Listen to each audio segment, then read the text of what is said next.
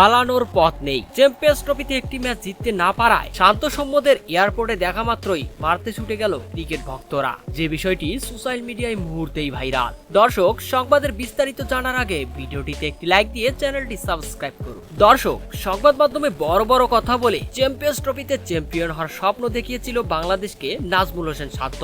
কিন্তু শান্ত যে শুধু বড় বড় গল্পই করেছে তা পরিষ্কার হয়ে গেছে বাংলাদেশের লাখো ক্রিকেট ভক্তদের। পারফরমেন্সে শূন্য আর কথায় পটু। তাই তো চ্যাম্পিয়ন্স ট্রফিতে ভারত এবং নিউজিল্যান্ডের কাছে লজ্জাজনকভাবে হেরে গেছে বাংলাদেশ। ভাগ্যক্রমে পাকিস্তানের সাথে বৃষ্টির কারণে বেঁচে যায়। বিশেষ করে চ্যাম্পিয়ন্স ট্রফিতে বাজে ফিল্ডিং এবং ক্যাপ্টেন্সি করেছেন শান্ত। প্রথম ম্যাচটি তো শান্ত সৌম্যদের ব্যাটিং ব্যর্থতার কারণেই হেরে যায় বাংলাদেশ। আর চ্যাম্পিয়ন্স ট্রফিতে এমন লজ্জাজনক হার নিয়ে দেশে ফিরছিল শান্ত বাহিনী, আর তাতেই ঘটে যায় এক অনাকাঙ্ক্ষিত ঘটনা। উত্তপ্ত ক্রিকেট ভক্তরা এয়ারপোর্টে গিয়েই ক্রিকেটারদের উপর আক্রমণ চালায়। শান্তকে দেখে ইলু ব্যথারি ঢিল ছুটতে থাকে সবাই।